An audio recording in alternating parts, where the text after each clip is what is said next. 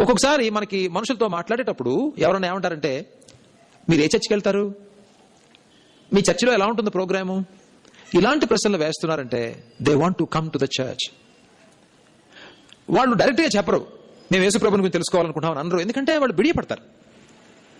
మనం తెలివితేటలు గలవాళ్ళం అయితే మనం ఏం చేయాలంటే దాన్ని చాలా తెలివిగా గుర్తించి వ్యక్తులు అడిగిన ప్రశ్నల వెనకాల ఉన్నటువంటి అసలు ప్రశ్నల్ని మనం చూడగలగాలి. అర్థమైంది అనుకుంటా నేనేం చెప్తున్నాను. వ్యక్తులు యేసుక్రీస్తు వారిని వెతకాలి అనుకునేవాళ్ళు వాళ్ళు డైరెక్ట్గా యేసుక్రీస్తుని గురించిన ప్రశ్నలు వేయరు. మీ యూనివర్సిటీలో పిల్లలు కానివ్వండి, లేకపోతే మన ఇంటి పక్కల వాళ్ళు కానివ్వండి, మీరు ఇలా చేస్తారు, ఎందుకు చేస్తారు? నేను యేసుప్రభు గురించి చిన్నప్పుడు నేను చదివేవాడిని, దీని అర్థం ఏంటి?